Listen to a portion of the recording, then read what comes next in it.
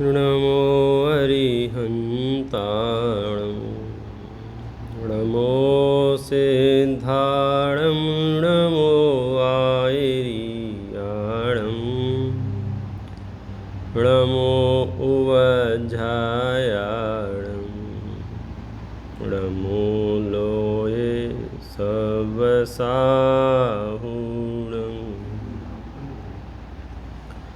मंगलमय मंगलकरन्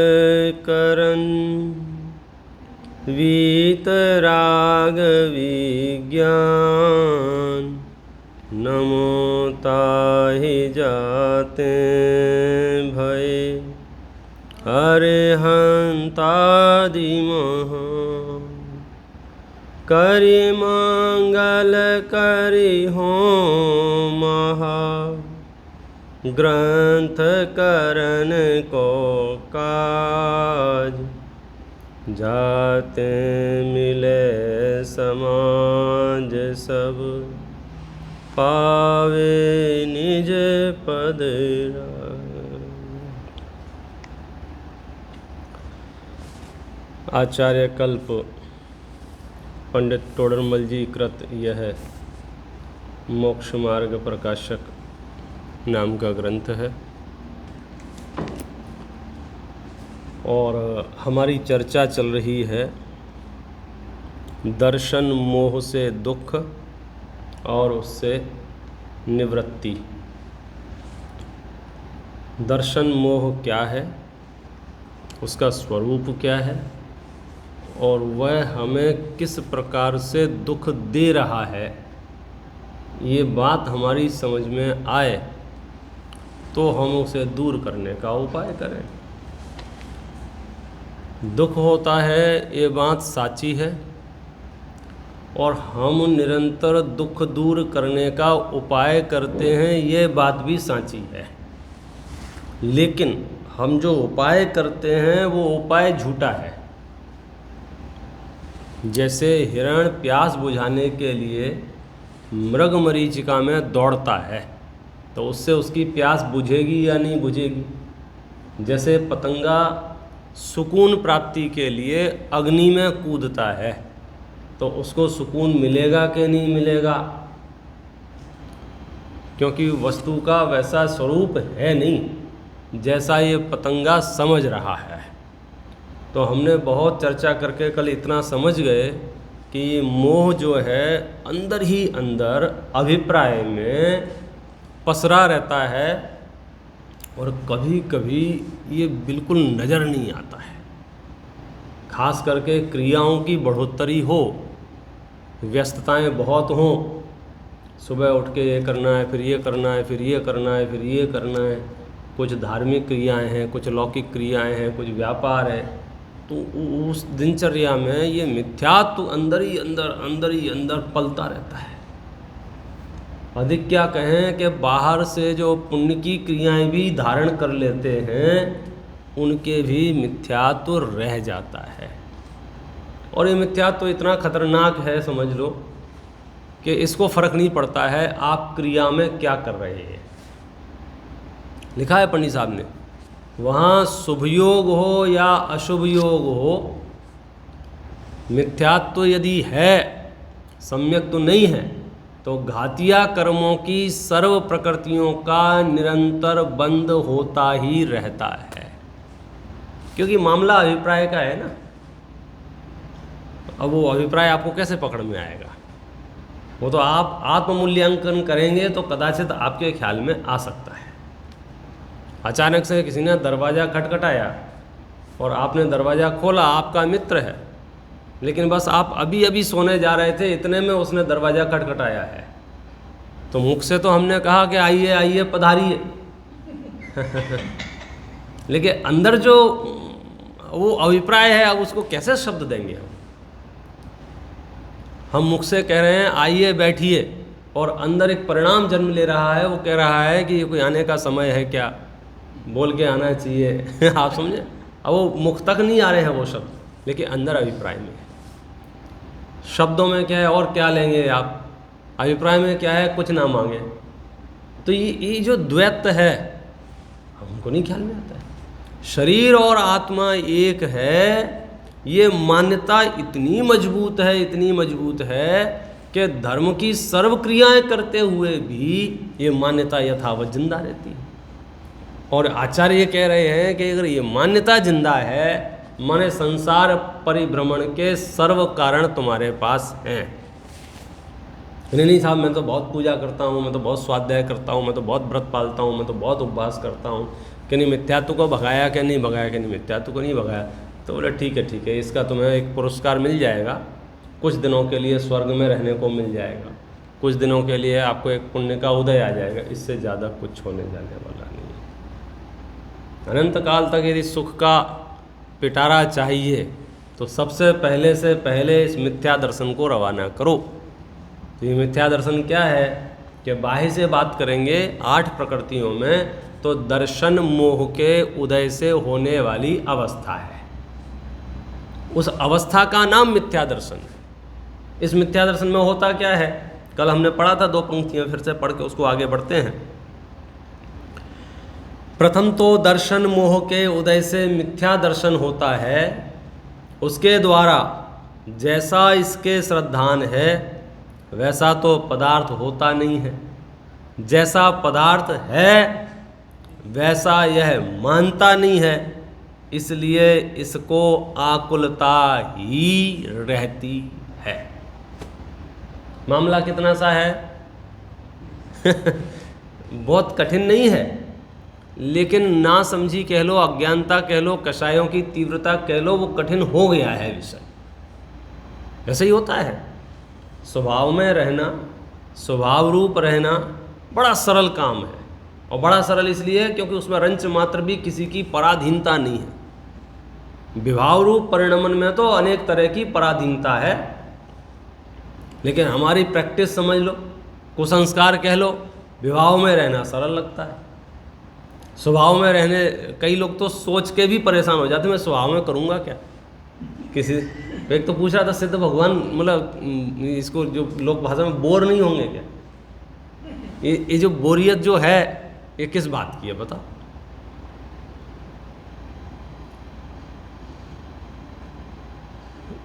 समझ में अज्ञानता के कारण से कुछ सूझता नहीं है उसे। जैसे मदिरा पान के उदाहरण के साथ में जोड़ा ना, इसको मदिरा पान किए हुए व्यक्ति को कुछ सूझता नहीं है, ऐसी इसकी हालत हो जाती है। क्रोध करना, मान करना, मायाचारी करना, लोभ करना, कोई भी विकार करना विभाव रूप परिणमन है। क्षमा करना, मार्दव करना, आर्जव करना, सत्य शौच संयम रूप रहना, ये स्वभाव परिणमन है। प्रश्न, स्वभाव रूप परिणमन रहना ज़्यादा सरल है या विभाव रूप रहना ज़्यादा सरल है? बोलो। तो फिर रहते क्यों नहीं हो?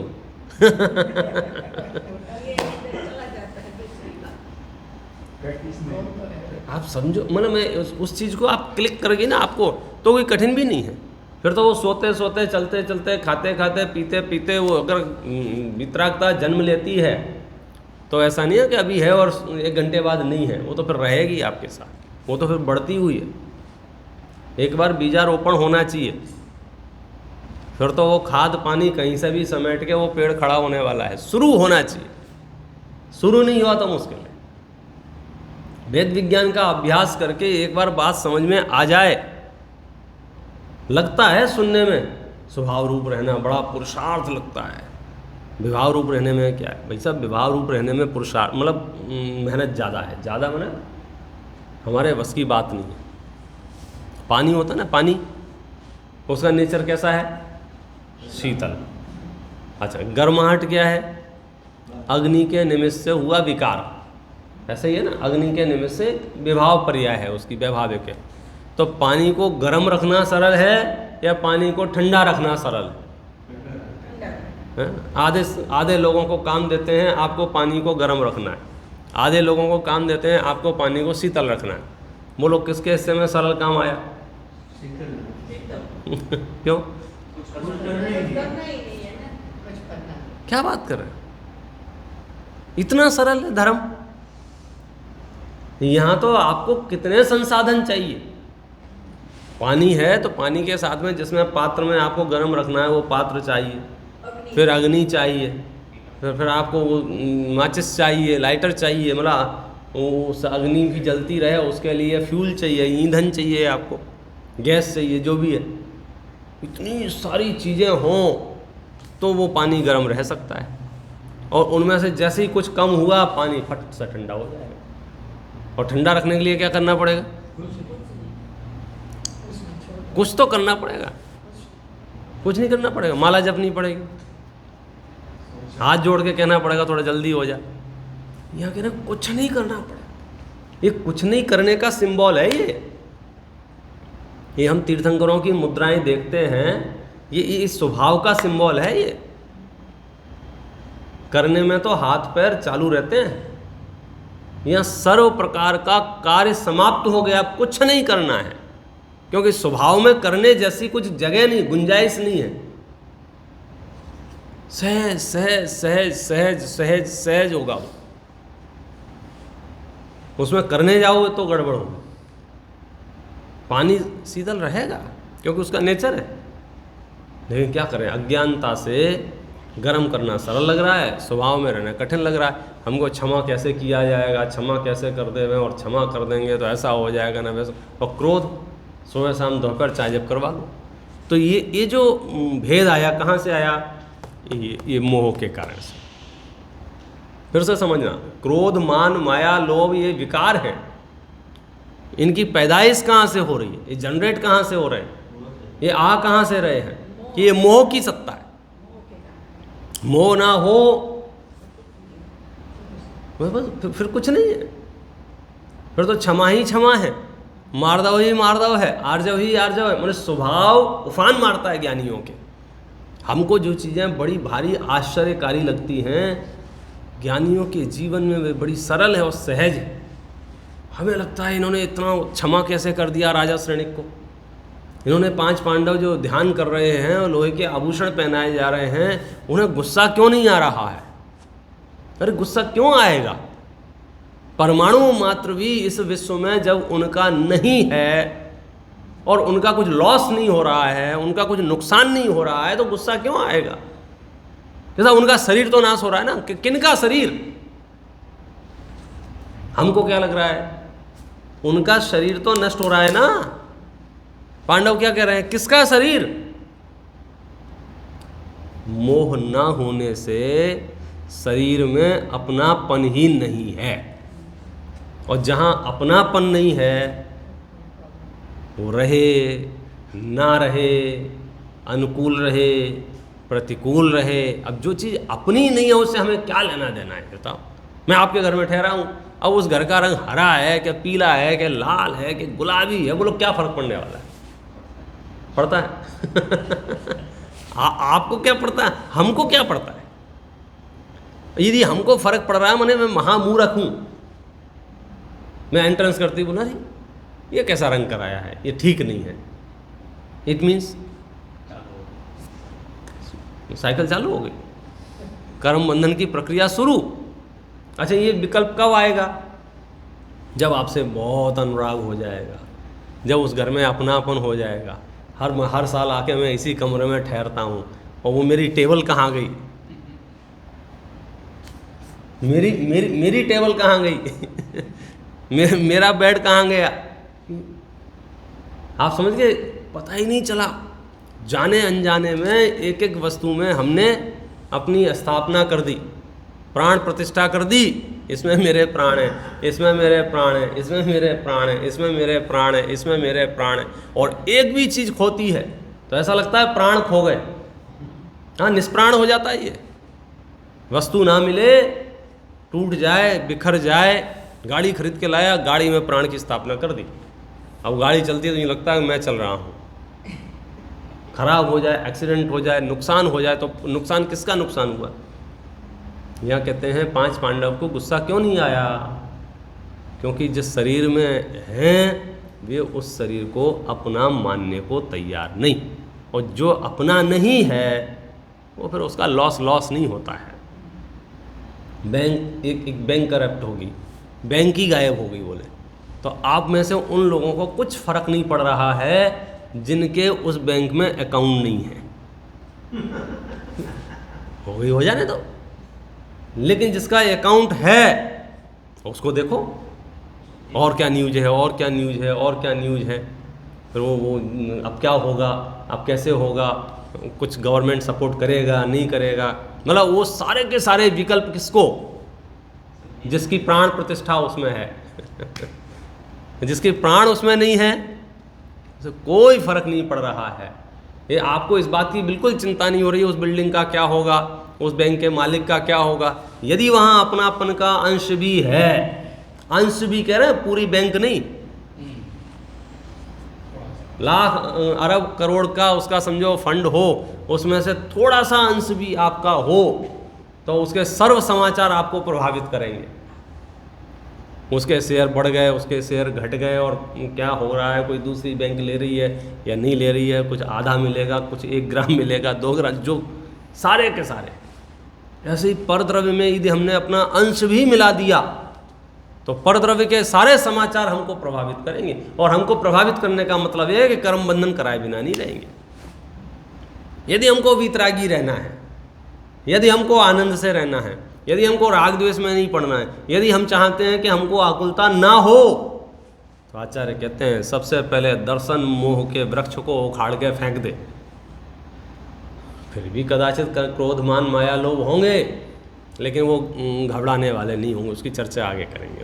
उसके बोले आपको तनाव की आवश्यकता नहीं, असली तो ये है। तो इसको और गहराई से समझने के लिए आगे बढ़ते हैं कि आप तो हमको इसको खुलासा करो कि ये दर्शन मोह पकड़ में कैसे आए।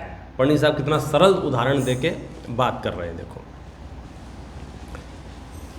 जैसे स्वयं ये एक उदाहरण दे रहे हैं, उदाहरण इसलिए दी जाता है बात सरल हो जाए और कुछ प्रयोजन नहीं है। जैसे पागल को किसी ने वस्त्र पहना दिया,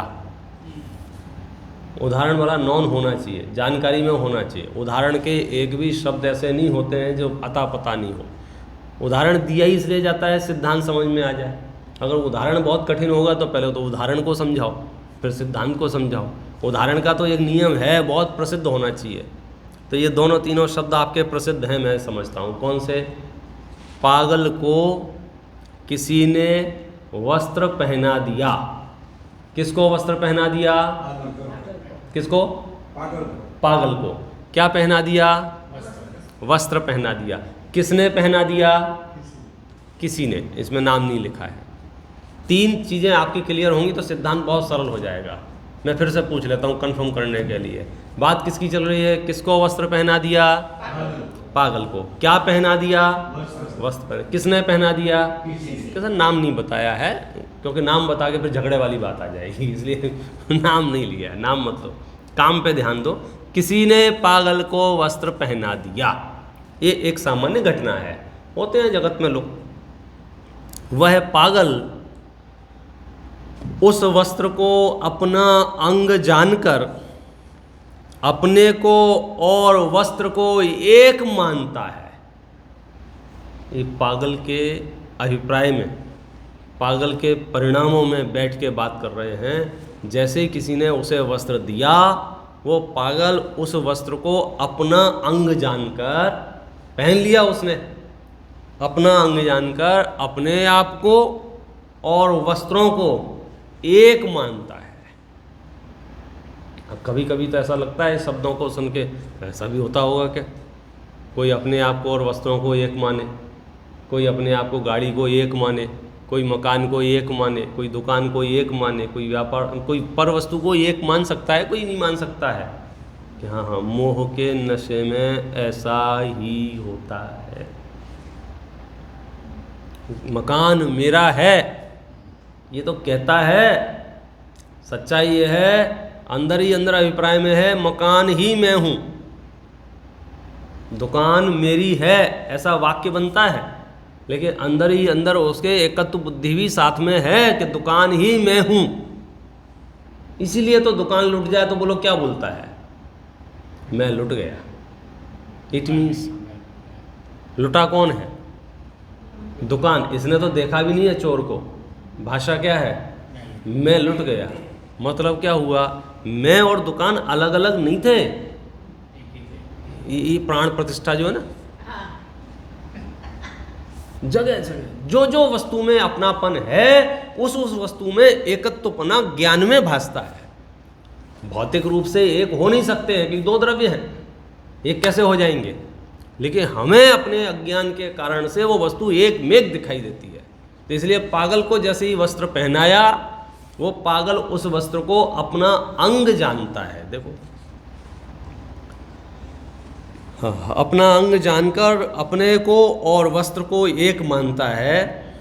वह वस्त्र पहनाने वाले के अधीन होने से कभी वह फाड़ता है, कभी जोड़ता है, कभी खोंसता है, कभी नया पहनाता है इत्यादि चरित्र करता है। कौन? हाँ, कौन? नहीं, पागल नहीं, नहीं, अपना नंबर अभी इसके बाद आएगा। हाँ, अभी तो उदाहरण की बात चल रही है, अपना नंबर आएगा। अभी अभी बहुत सिंपल उदाहरण है, आप वाक्य ध्यान से सुनना तो आपको ख्याल में आएगा कि उदाहरण में बात क्या चल रही है। पहली लाइन तो आपको समझ में आ गई, कौन सी? पागल को किसी ने वस्त्र पहना दिया। किसको वस्त्र पहना दिया? पागल को। क्या पहना दिया? वस्त्र पहना दिया। किसने पहना दिया? बोले हमें नाम नहीं पता है, किसी ने पहना दिया। चलो ठीक है। वह पागल क्या करता है? उस वस्त्र को अपना अंग जानकर अपने आप को और वस्त्र को एक मानता है। अब मैं अगला वाक्य पढ़ता हूं, वो वाक्य आप ध्यान से सुनोगे तो ही सही उत्तर दे पाओगे।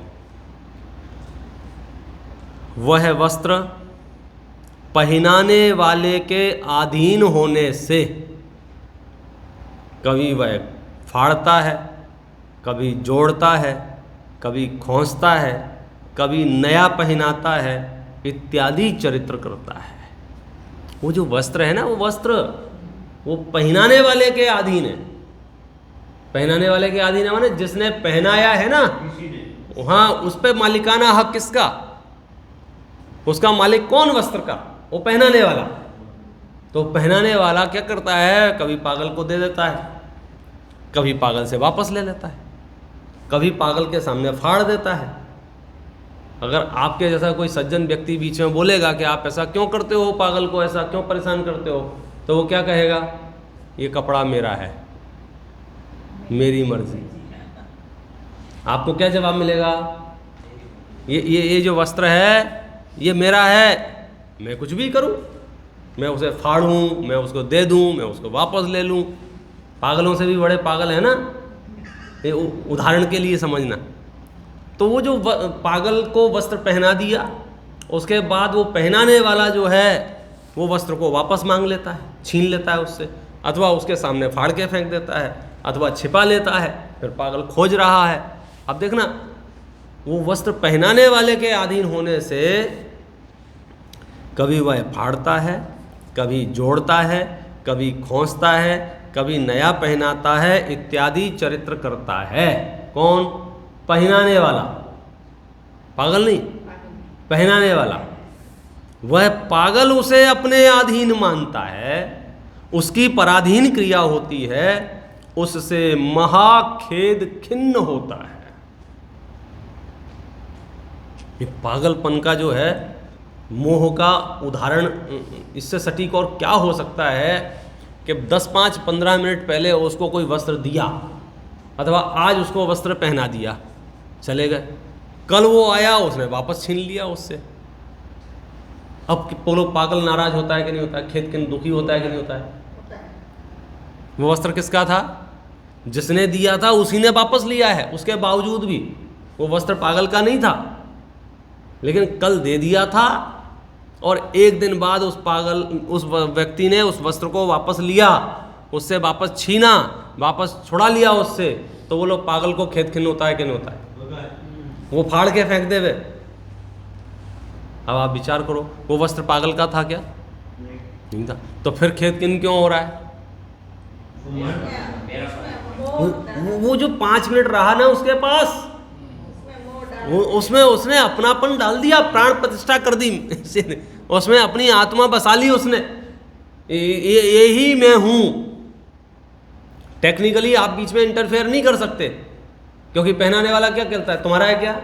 तो आप कहते नहीं मेरा नहीं है, बात खत्म हो गई। अब वो फाड़े, जोड़े, तोड़े, छिपा ले, वो कुछ भी करे, क्योंकि वो उसकी वस्तु है। और खेत खिन कौन होता है? हमारे साथ भी ऐसा ही कुछ हो रहा है। ये दर्शन मोह का प्रकरण इतना सटीक बैठता है जीवन निर्माण करने के लिए। हमको ये बात समझ में आ जाए, हमको नहीं पता चल रहा है। पहनाने वाला व्यक्ति वो वस्त्र कभी दे देता है, कभी छुड़ा लेता है, कभी फाड़ देता है, कभी जोड़ देता है, कभी छिपा लेता है, और वो पागल महाखेद खिन्न होता है। अब ऐसा पागलपन हमारे अंदर है या नहीं है? देखो, एक एक लंबी लिस्ट उठा के देखेंगे तो आपको पता चलेगा हर वस्तु में जाने अनजाने में हमने अपना मोह डाल दिया उसमें। ये मेरा, ये मेरा, ये मेरा, ये मेरा, ये मेरा, ये मेरा, ये मेरा, जहाँ तहाँ जहाँ जगह मिली 5 रुपए का रूमाल डाल के ये जगह मेरी, खत्म, अब कोई यहाँ नहीं बैठेगा, ये सीट मेरी, ये कुर्सी मेरी, ये मैदान मेरा, जगह मेरा, मकान, दुकान, रुपया, पैसा। जब आए थे चवन्नी नहीं थी हमारे पास, आप समझे? इट मीन्स सब यही मिला है। कैसे, क्या, क्यों, बाद में देखेंगे। था नहीं ना आपके पास, नहीं था। अब कोई एक चवन्नी भी वापस लेता है तो आत्मा तिलमिला जाती है। मेरा नुकसान हो गया, मेरा नुकसान हो गया, मेरा नुकसान हो गया। बड़े साहब कह रहे तेरा था कहाँ? सब तुझे मिला था ना। लेकिन वो मिला था, मिलते समय हमने उस पर क्या किया? अधिकार, मेरा मेरा मेरा। तो वस्तु का मिलना या वस्तु का बिछुड़ना ये मुख्य नहीं है। ये तो संसार है, चलता रहेगा, पर्याय आएंगी और जाएंगी। तुमको तकलीफ किस बात की हो रही है? हमको तकलीफ हो रही है उसमें अपनेपन की, उसमें मोह की। हमको कौन पीड़ित कर रहा है? मोह। देखो उदाहरण, सिद्धांत। मैं एक बार फिर से वो 3 लाइनें पढ़ देता हूँ ताकि एकदम स्पष्ट नजर आना चाहिए कि पागल को जो बेचैनी हो रही है, पागल को जो आकुलता हो रही है, वो कितनी जायज़ है और कितनी नाजायज़ है। उसको आकुलता करनी चाहिए या नहीं करनी चाहिए? हो रही है, ये प्रत्यक्ष है। हुआ क्या था? पागल को किसी ने वस्त्र पहना दिया। वह पागल उस वस्त्र को अपना अंग जानकर, अपना हिस्सा जानकर अपने आप को और वस्त्र को एक मानता है। वो वस्त्र पहनाने वाले के अधीन होने से, वस्त्र पर किसके अधिकार हैं? पहनाने वाले के। पहनाने वाले के अधीन होने से कभी पहनाने वाला फाड़ता है, कभी जोड़ता है, कभी खोंसता है, कभी नया पहनाता है, इत्यादि चरित्र करता है। यह पागल अपने अधीन मानता है। वस्त्र की पराधीन क्रिया होती है। वस्त्र किसके अधीन है? पराधीन है। पागल क्या समझता है? मेरे अधीन रहे, और होती पराधीन क्रिया है, उससे महाखेद खिन्न होता है। उसी प्रकार पॉइंट टू पॉइंट बात करो, उसी प्रकार इस जीव को कर्मोदय ने शरीर संबंध कराया। किस जीव को? इस जीव को। अब अपने को गांव की बात नहीं करनी है, वो फिर गांव पे बैठेगी, अलग बात है। सब अपना अपना लगा लेना। एक दूसरे के मिथ्यात्व को देखकर हमें टेंशन नहीं लेना है, क्योंकि हमें एक दूसरे के परिणामों का फल नहीं मिलता है। अपना अपना कार्यक्रम चलने वाला है। इस जीव को कर्मोदय ने शरीर संबंध कराया। किसको कर्मोदय ने शरीर संबंध कराया? बोलो जी, किसको? आपको कराया? आपको भी कराया? आपको कंफर्म है महेंद्र भाई? इस जीव को कर्मोदय ने शरीर संबंध कराया। क्या संबंध कराया इस जीव को कर्मोदय ने? शरीर संबंध कराया। बहुत स्थूल दृष्टांत है। वो दृष्टांत स्थूल इसलिए कि बात यूं समझ में आ जाए। ज्ञानियों ने इतना सरल करके विषय समझाया है। पंडित साहब ने क्या कहा? कर्मोदय ने इस जीव को शरीर संबंध कराया। पागल के दृष्टांत में और यहाँ में सांगोपांगता है। जितने पद वहाँ हैं उतने पद यहाँ हैं। पागल को किसी ने वस्त्र पहना दिया तो पागल के स्थान पर कौन है यहाँ? यह जीव। वस्त्र पहना दिया, यहाँ क्या पहना दिया? शरीर पहना दिया, शरीर संबंध करा दिया। वहाँ था किसी ने, यहाँ नाम भी खुलासा कर दिया। यहाँ ये नहीं लिखा किसी ने पहना दिया शरीर, नाम खुलासा कर दिया। किसने? कर्मोदय ने। जिसको जैसा कर्म का उदय है उसको वैसा शरीर है। किसी की एक इंद्रिय है, किसी के पास 2 इंद्रियां हैं, किसी के पास 3 इंद्रियां हैं, किसी के पास 4 इंद्रियां हैं, किसी के पास 5 इंद्रियां हैं, किसी के पास मन भी है, और फिर किसी का आकार, किसी का शक्ति, सामर्थ्य, सहनन, वो सारी चीज़ें जो हैं वो किसकी दी हुई है? कर्मोदय की।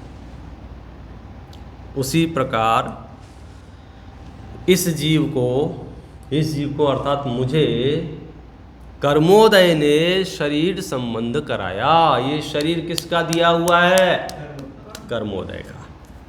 यह जीव शरीर को अपना अंग जानकर, अब ये ज्ञान नय में समझने जैसी चीज़ें हैं। ज्ञान नय में माने आप उसका विस्तार ज्ञान में करो और समझो। मैं पद बोलता हूँ, एक एक अक्षर बोलता हूँ, शब्द, तो आप उसको ध्यान से सुनो और उसको समझने की कोशिश करो। यह जीव शरीर को अपना अंग जानकर अपने को और शरीर को एक मानता है। किस किस को? अपने आप को और शरीर को एक मानता है। जबकि ये शरीर क्या था? कर्मों का दिया हुआ है। आगे इसको पढ़ लेते हैं। वह शरीर कर्म के अधीन कभी कृश होता है, कभी स्थूल होता है, कभी नष्ट होता है, कभी नवीन उत्पन्न होता है, इत्यादि चरित्र होते हैं। किसकी बात चल रही है? ये शरीर कभी कृश होता है, एकदम दुबला पतला, कभी स्थूल होता है, एकदम मोटा, कभी नष्ट हो जाता है, कभी नया उत्पन्न होता है, इत्यादि। अब इत्यादि में सब लगा लेना। कभी लंगड़ा है, लूला है, बहरा है, अंधा है, गंजा है, जो भी आपको dot dot dot dot dot dot करके जितने पद लगाने हो, शरीर की जितनी अवस्थाएं हो सकती हों, वो सारी अवस्थाएं लगा लो इस पर। किसके अधीन है ये? जैसे कपड़ा वो पहनाने वाले के अधीन था ना, ऐसे ये शरीर का परिणमन किसके अधीन है? कर्मों के अधीन। कभी पतला होता है, मोटा होता है, बीमार होता है, रोगी होता है, निरोगी होता है, जो भी शरीर की अवस्थाएं होती हैं वो किसके अधीन है? कर्मों के अधीन है। यह जीव उसे अपने अधीन मानता है। अंदर ही अंदर ऐसा लगता है मेरे हिसाब से चलना चाहिए, क्योंकि मेरा शरीर है, मैं ही शरीर हूँ। उसकी पराधीन क्रिया होती है। पराधीन माने कर्मों के हिसाब से। यह उससे महाखेद खिन्न होता है। महाखेद खिन्न होता है माने आकुलता होती है, दुख होता है। परेशानी ख्याल में आई, बीमारी ख्याल में आ रही है। क्या बीमारी है? ये बीमारी है पागलपन की। मोह क्या है? वस्तु स्थिति नहीं है। परमार्थ से एक द्रव्य दूसरे द्रव्य रूप होता नहीं है। दूध और पानी एक तपेली में रखने से पानी दूध नहीं होता है, दूध पानी नहीं होता है। ऐसे ही मैं और शरीर साथ रहने से मैं आत्मा शरीर नहीं होता है, शरीर आत्मा नहीं होती है। 3 काल में ऐसा संभव नहीं है। एक आत्मा का प्रदेश भी पौद्गलिक रूप से परिणमित हो जाए। एक पुद्गल का परमाणु भी चेतनता से चहक उठे, ऐसा हो नहीं सकता है। लेकिन अज्ञान और मोह के कारण से पर द्रव्यों में हमने अपनी स्थापना कर ली। मन ही मन में मान लिया ये भी मेरा, ये भी मेरा, ये भी मेरा, ये भी मेरा, ये भी मेरा। शुरुआत शरीर से की। तो आप एक विषय को ठीक से समझ लें तो अन्य विषय को समझना बहुत सरल हो जाएगा। हुआ क्या है? हुआ ये है कि आज से 10, 20, 50, 100 साल पहले जिसकी जितनी उम्र है, कर्मोदय ने शरीर संबंध करा दिया। ये शरीर कब मिला? तारीख होगी ना, इसकी डेट होगी, 40 साल पहले, 50 साल पहले, 60 साल पहले, 70 साल पहले। हमने क्या किया कि जैसे ही शरीर मेरे पास आया, उस शरीर को अपना अंग जान लिया, अपना हिस्सा मान लिया, अपना क्या, अपने ही मान लिया। मोह तो ये कहता है कि शरीर के अलावा और है क्या यहाँ पर। आत्मा पर भी प्रश्न चिन्ह लगा देती है ये आत्मा, मोह के कारण। प्रश्न पूछता है, क्या प्रश्न पूछता है? प्रूव करो कि आत्मा है। कौन पूछ रहा है ये? पूछने वाला कौन? आत्मा। क्या पूछ रहा है? प्रूव करो। माथा पकड़ के क्या प्रूव करें? तू हाजरा हजूर विद्यमान है। जिस भूमि पर यह प्रश्न उत्पन्न हुआ है वो भूमि पौद्गलिक नहीं हो सकती है, क्योंकि पुद्गल के अंदर वैचारिक शक्ति नहीं है। ये माइक ये प्रश्न नहीं पूछ सकता है, प्रूव करो मैं हूं। मकान, दुकान, रुपया, पैसा, सोना, चांदी, ये आप अपने आप से प्रश्न नहीं पूछते हैं। डायमंड ये नहीं कहता है मैं हूं, मुझे सिद्ध करो। लेकिन ये जीव को मोह के कारण, आप समझ ना, भेद विज्ञान हमेशा रखना। अपराधी जीव उतना नहीं है, वो अपराधी मोह है, क्योंकि जीव तो स्वभाव के आश्रय से मोक्ष जाने वाला है। तो मोह के कारण से क्या प्रश्न उत्पन्न होता है? सिद्ध करो कि मैं हूं। इसलिए आचार्यों ने इसको मदिरा नाम दिया है कि अगर पी रखी हो तो वो क्या बोलेगा, क्या कहेगा, क्या करेगा, कुछ भरोसा नहीं है। प्रश्न था ना कल, राजन हाथी बेचोगे क्या? तो राजा कहता है कल आना, कल ले लेंगे हाथी आपका। क्या कमाल करते हो। क्यों? राजा को मालूम है ये कौन पूछ रहा है हाथी बेचोगे क्या, कौन पूछ रहा है? ये मदिरा, ये प्रश्न मदिरा ने किया है, ये प्रश्न उसने नहीं किया है। जब वो राज दरबार में आया और फिर पूछा कि हाँ भैया कितने में खरीदोगे? अरे महाराज माफ कर दो, गलती हो, मैं कहाँ हाथी करूँगा, मेरे कुत्ते का पिल्ला पालने के लिए मतलब सामान नहीं है, आप हाथी की बात कर रहे हो। तुरंत तुरंत तुरंत निषेध आ गया, नहीं साहब। अरे कल तो आप खरीद रहे थे। बोले मैं नहीं खरीद रहा था, वो मदिरा खरीद रही थी। नशा गया, भाव गया।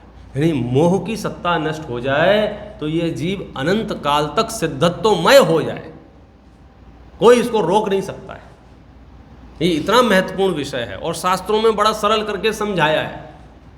और हमने शास्त्रों की पूजा भी बहुत जमाने से की है, लेकिन शास्त्रों की असली पूजा तो शास्त्रों को पढ़ना है। हमने तो क्या किया, उसको एक बढ़िया से कपड़े में लपेटा और सर पे रख के 4 जगह घुमाया। विनय हो, अहोभाव हो, ये जरूरी है। बिना विनम्रता के विद्या नहीं आती है। शास्त्रों के प्रति अहोभाव तो होना ही चाहिए, लेकिन अकेले अहोभाव से काम नहीं चलेगा। शास्त्र क्या कह रहे हैं उन वचनों को अहोभाव से। तीर्थंकर परमात्मा समो शरण में बैठ के महीनों महीनों, सालों सालों, जिसकी जितनी आयु है, उपदेश देते थे सिर्फ ये भेद विज्ञान के लिए, क्योंकि प्रत्येक जीव मोह के कारण से दुखी हो रहा है, लौकिक में भी और परलोक में। ये मैं ही शरीर हूं। बोले ये कौन बोल रहा है?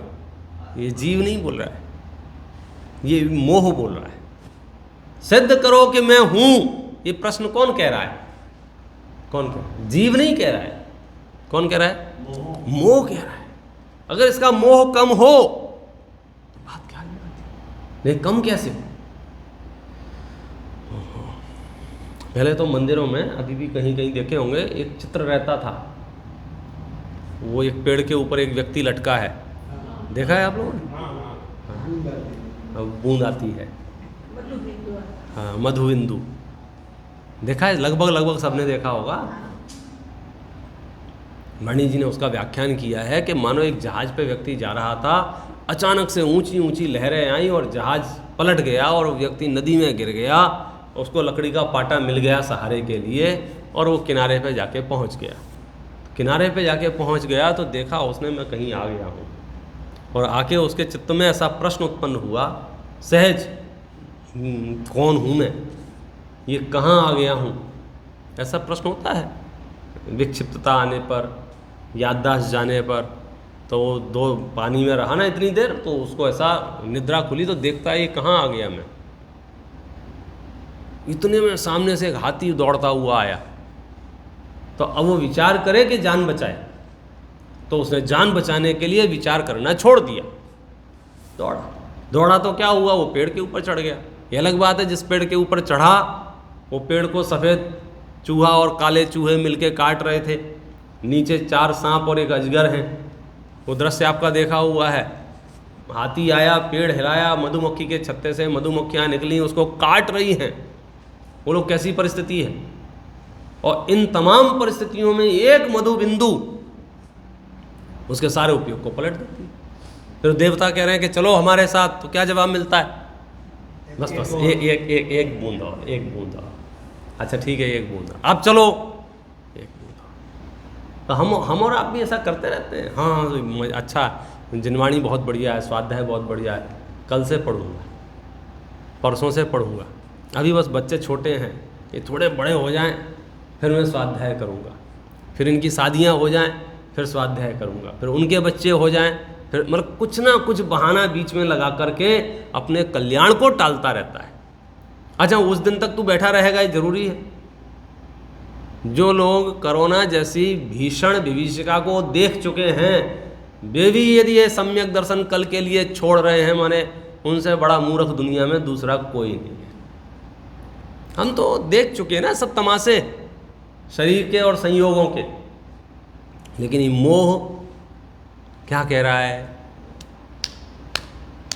पढ़ता हूँ फिर से, एक एक शब्द आपको देखो, आपका मोह छूटे या नहीं छूटे, इतना जरूर कंफर्म हो जाएगा कि मोह है क्या चीज़। मतलब ये 2 पन्ने पढ़ने के बाद ऐसा नहीं आप बोलोगे कि मुझे मोह समझ में नहीं आता है कहाँ है, ये है मोह, आपको साक्षात दिखेगा, भूत जैसा। भूत देखा है? भूत सुना तो है ना, भूत तो ऐसे ऐसे महसूस होगा, आपको महसूस होगा, माने ख्याल में आ जाएगा, कठिन नहीं है। क्यों? क्योंकि 2 द्रव्य जो स्वतंत्र हैं, अज्ञान और मोह के कारण से अपना अंश पर में मिला दिया, पर का अंश अपने में मिला लिया, बस ये काम किया मोह ने। मोह माने चोर, दूसरे की वस्तु को अपना माने, उसका नाम मोह। पूरा पढ़ता हूँ ऊपर से नीचे तक, एक भी अक्षर छूट जाए आप पूछ लेना। पागल को किसी ने वस्त्र पहना दिया, वह पागल उस वस्त्र को अपना अंग जानकर अपने को और वस्त्र को एक मानता है। वह वस्त्र पहनाने वाले के अधीन होने से कभी वह फाड़ता है, कभी जोड़ता है, कभी खोंसता है, कभी नया पहनाता है, इत्यादि चरित्र करता है। वह पागल उसे अपने अधीन मानता है, उसकी पराधीन क्रिया होती है, उससे वह महाखेद खिन्न होता है। उसी प्रकार इस जीव को कर्मोदय ने शरीर संबंध कराया। यह जीव उस शरीर को अपना अंग जानकर अपने को और शरीर को एक मानता है। वह शरीर कर्म के अधीन कभी क्रश होता है, कभी स्थूल होता है, कभी नष्ट होता है, कभी नवीन उत्पन्न होता है, इत्यादि चरित्र होते हैं। यह जीव उसे अपने अधीन मानता है, उसकी पराधीन क्रिया होती है, उससे महाखेद खिन्न होता है। माने दुनिया भर का तमाम दुख सिर्फ इस बात से है कि ये जो शरीर संयोग हुआ था, कर्मोदय ने शरीर हमको दे दिया था, हमने क्या किया, शरीर ही मैं हूं ये मान लिया। अब वो कर्मोदय बैठा बैठा कभी मोटा कर देता है, तो हमको डिप्रेशन में चले जाते हैं, तना मैं मोटा हो गया, मैं मोटा हो गया, मैं मोटा हो गया। कभी पतला कर देता है, मैं पतला हो गया, मैं पतला हो गया, मैं पतला हो गया, मैं पतला हो गया। अरे भैया ये शरीर वस्तु किसकी? कि कर्मोदय की। अरे कर्मोदय को जो लगे सो करे, मोटा करे, पतला करे, लंबा करे, ठिगना करे, काला करे, गोरा करे, यहाँ तक कि नष्ट कर देवे, तुम्हारा क्या बिगड़ रहा है? नहीं नहीं नहीं बोले वो अपना अस्तित्व हो जाता है ऐसा मानता है। वो मोह के कारण से, मोह के कारण से शरीर में इतना अपनापन किया कि शरीर का एक समाचार भी हमारी नींद उड़ा देता है। या हम भावना में पढ़ते रहते हैं लाखों वर्षों तक जीऊं या मृत्यु आज ही आ जावे, लेकिन सच बात यह है कि मृत्यु की खबर भी भनक भी लगे तो पूरी दुनिया हिलने लग जाती है।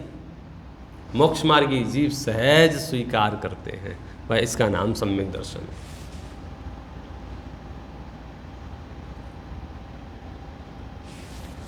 क्या करें, एक वस्तु नहीं, शरीर में बीमारी हो, शरीर में रोग आ जाएं, शरीर काम करना बंद कर दे, बंद क्या कर दे, आपके अपने जीवन के अनुभव होंगे और आपने बहुत लोगों को शरीर परिवर्तन करते हुए देखा होगा। आगे पीछे थोड़ा 2-4 दिन आगे पीछे देखा होगा, अंदाज़ा लगाया होगा कि अब ये जीव देह छोड़ने वाला है। तो बोलो देह छोड़ने से पहले कैसी स्थिति हो जाती है, कह नहीं सकते। बहुत विचित्रताएं हैं, कर्म के उदय की विचित्रता ना, बहुत विचित्रता है। किसी को सुनाई देना बंद हो जाता है, किसी को दिखाई देना बंद हो जाता है, किसका स्वाद चला जाता है, किसी से शरीर हिलता नहीं है, सांस चालू है, ब्रीथिंग होती रहती है, हार्ट चलता रहता है, ब्लड सर्कुलेशन होता रहता है, पूरे बॉडी के ऑर्गन काम करते रहते हैं, लेकिन शरीर नहीं हिलता है। शरीर की अनेक अवस्थाएं हो जाती हैं। कल्पना करो इनमें से कोई एक अवस्था हमको हो तो हम तो अलग ही दुनिया में। नहीं साहब पंडित जी क्यों ऐसा बोलते हो, बोलने नहीं बोलने से कुछ होने जाने वाला नहीं है। सबकी अपनी डायरी है और उस डायरी में आपने जो एग्रीमेंट कर रखा है, जो ऑर्डर दे रखा है कर्मों को, कर्म वो आपको परोस देंगे, अनजाने में कुछ नहीं होने जाने वाला है। प्रश्न ये है, सम्यक दृष्टि जीव निराकुल रहता है, इन्हीं परिस्थिति में मिथ्या दृष्टि जीव महाआकुलता करता है, इन्हीं परिस्थिति में। सम्यक दृष्टि जीव के लिए और मिथ्या दृष्टि जीव के लिए परिस्थितियां अलग अलग नहीं होती हैं। ऐसा नहीं है कि एक के लिए कुछ अलग फैसिलिटी हो, एक के लिए अलग कुछ फैसिलिटी हो। परिस्थितियां तो इक्वल हैं, क्योंकि संसार अवस्था है, औदारिक शरीर है, लेकिन अभिप्राय के खेल से। आप देखो, कल्पना करके देखो ना, ये वस्तु है, अब मैं इस वस्तु को तोड़ देता हूं, तो आप मई में तोड़ दो बोले, तो आपने ये कहां से आवाज आई कि तोड़ दो, कहां से आवाज आई? क्योंकि मेरी नहीं है। हेतु क्या है? ये लैपटॉप में फोड़ देता हूं, तो जैसे ही मैंने कहा मैं लैपटॉप फोड़ देता हूं, तो समझो बाकी सब शांत बैठे रहे, एक की आत्मा जाग गई, बढ़ जी हाथ मत लगाना। तुम्हें प्रवचन करना है करो, नहीं करना है मत करो, हाँ लैपटॉप को रहने दो। बाकी को फर्क क्यों नहीं पड़ा? मेरा नहीं। बोले इट्स सिंपल। आपको शरीर में होने वाले किसी भी परिवर्तन से दुख हो रहा है, आप अपने आप को कहो मेरा नहीं है, बात खत्म। और फिर वो लेकिन पुराना संस्कार है ना, 30 साल 40 साल 50 साल 60 साल का, ऐसे कैसे कहते हैं, हम तो जब से पैदा हुए हैं तब से अपना मान रहे हैं, इसको खिलाया पिलाया निलाया धुलाया, फोटो खिंचाए, सेल्फी ली, जाने क्या क्या नहीं की, सब किया, और अब आप कह रहे हो कि इसमें अपना मन मत करो। हम नहीं कह रहे हैं, आचार्य कह रहे हैं, सुखी होना चाहते हो तो आत्मा का शरीर से भेद विज्ञान करके शरीर के होने वाले किसी भी परिणमन में आपको आकुलता करने की आवश्यकता नहीं है, क्योंकि शरीर का सर्व परिणमन कर्म के अधीन है। ये शरीर स्वस्थ है, ये शरीर अस्वस्थ है, कौन कर रहा है इसको? मेंटेन करेंगे उनका ज़्यादा स्वस्थ रहेगा, और जो मेंटेन नहीं करेंगे उनका ज़्यादा अस्वस्थ रहेगा। जो लोग बहुत ध्यान देते थे, वॉक करते थे, सात्विक आहार जिनका है, सब चीज़ें हैं, उनका शरीर भी अचानक धोखा दे देता है कि नहीं देता? और जो कुछ नहीं कर रहे हैं, बिल्कुल ऐसे जगह, हम तो हाइजीन और वायरस और ये सब, वहाँ कचरे के ढेर में पैदा होता है वो मनुष्य, और वहीं बड़ा होता है और पूरी ज़िंदगी जीता है, और कोई अस्पताल नहीं, कोई हॉस्पिटल नहीं, चलता रहती गाड़ी। मिट्टी में बड़ा होता है, मिट्टी में खेलता है, मिट्टी में। कौन कर रहा है ये व्यवस्था? कर्म। शरीर की सर्व व्यवस्थाओं पर राइट किसके? हम एक दूसरे से कहते हैं। अब भाषा हमारी ऐसी हो जाती है, कोई बार बार बीमार पड़ता हो तो मिलने जाए तो उससे पूछते हैं, अरे यार तुम फिर बीमार पड़ गए। तो सामने वो कहता है, भाई मैं क्या पड़ गया? भाई जानबूझ के थोड़ी जाता है। तो वो कहता है कि भाई मेरा इसमें कुछ नहीं। आरोप प्रत्यारोप की गुंजाइश नहीं है, क्योंकि शरीर के जितने भी परिणमन हुए हैं, आप लगा लो, उसके कर्मों के भेद पढ़ोगे आप। 93 प्रकृतियाँ हैं, तो आवाज़ निकल रही है। ये आवाज़ कहाँ से निकल रही है बोलो? अभी बहुत बढ़िया आवाज़ निकल रही है, और 1 मिनट बाद, 1 मिनट तो बहुत ज़्यादा बोल दिया मैंने, अगली पंक्ति भी मैं बोल पाऊंगा कि नहीं बोल पाऊंगा, ये किसके अधीन है बोलो? मोह क्या कह रहा है? मेरे अधीन है। मोह क्या कह रहा है? मेरे अधीन। मैं बहुत बढ़िया प्रवचन करूंगा। कर्म सिद्धांत व्यवस्था क्या कह रही है? ये जो शब्द निकल रहे हैं, ये भाषा वर्गणा के नियोग से और तुम्हारे विकल्प से वो निमित्त नैमित्तिक संबंध हुआ है। ये अनिवार्य संबंध नहीं है कि तुम सोचोगे और शब्द निकलेंगे ही निकलेंगे। अच्छा, जो शब्द मैं सोच रहा हूँ या बोलना चाहता हूँ वही शब्द निकलेंगे? मन में कुछ और चल रहा होता है, शब्द कुछ और निकल जाते हैं, बाद में कभी कभी वापस भी ले लेते हैं, रिटर्न दे दो, ये नहीं बोलना चाहते। क्या हो रहा है ये? किसी की आवाज़ बड़ी कर्णप्रिय लगती है, किसी की आवाज़ बहुत कर्कश लगती है। कौन कर रहा है ये मीठी आवाज़ और कर्कश आवाज़? किसने किया बोलो? किसी को 1 किलोमीटर दूर का दिख रहा है, किसी को सामने रखी वस्तु दिखाई नहीं दे रही है। तमाशा क्या है? किसी का शरीर 50-50 किलो, 100-100 किलो ट्रेन रोक रहा है, और किसी से मक्खी नहीं उड़ाई जा रही माथे की। वो कह रहा है कि मक्खी उड़ा दो, हाथ नहीं हिल रहा है। बोलो क्या क्या व्यवस्था, तमाशा क्या है? आपको अगर कर्म सिद्धांत की और डिटेल समझना हो तो किसी भी अस्पताल का चक्कर लगा के आ जाना। खाली पीली बैठे रहते ना, शॉपिंग मॉल घूमने चले जाते हैं, यहाँ चले जाते हैं, एक आध बार अस्पताल में चक्कर लगा के आ जाओ तो आपको कर्म की आई हुई दशाएं ख्याल में आएंगी। किसी का हाथ नहीं, किसी का पैर नहीं, किसी की उंगलियां नहीं, किसी की आंख नहीं, किसी का कान। तो ये सारी परिस्थिति यहाँ कह रहे हैं, इन तमाम परिस्थितियों में से सर्व परिस्थितियाँ कर्म की हुई हैं, कर्म की दी हुई हैं। ज्ञानी जीव कहते हैं इसमें मेरा कुछ नहीं है, और अज्ञानी उससे महाखेद खिन्न होता है। क्योंकि ये प्रकरण दर्शन मोह का चल रहा है, तो दर्शन मोह हमको किस तरह से दुखी कर रहा है, पॉइंट समझ में आ रहा है? दर्शन मोह के उदय से क्या हुआ? मिथ्या दर्शन। मिथ्या दर्शन से क्या हुआ कि जैसा वस्तु का स्वरूप है वैसा मैं मानता नहीं हूं, और जैसा मैं मानता हूं वैसा वस्तु का स्वरूप है नहीं। उद्घाटन कहां से किया? इस शरीर से। उदाहरण क्या दिया? पागल का, कि जैसे पागल को किसी ने वस्त्र पहना दिया, वो पागल उस वस्त्र को अपना समझता है। अपना क्या समझता है? ऐसा समझता है यही मैं हूं, लेकिन वस्त्र पर अधिकार पहनाने वाले के हैं। तो पहनाने वाला अपने मूड के हिसाब से, मर्जी के हिसाब से उस वस्त्र के साथ छेड़छाड़ करता है, पागल बेचैन होता है। ऐसे ही ये कर्मों के उदय, कर्म ने मुझे शरीर दे दिया है, कर्म छेड़छाड़ करता है क्योंकि ये कर्म का है। अभी ये हाथ ऐसे ऐसे हिल रहे हैं, बोलो 1 सेकंड बाद ऐसा हो सकता है ये हाथ यहाँ का यहाँ रह जाए और मरण पर्यंत ना हिले अपनी जगह से? हो क्या सकता है? सैकड़ों हजारों लाखों के हुआ है ना, तो हम कोई आसमान से थोड़ी टपके हैं। मनुष्य गति के जीव है ना, तो मनुष्य गति में होने वाली कोई भी परिस्थिति हमारे साथ हो सकती है।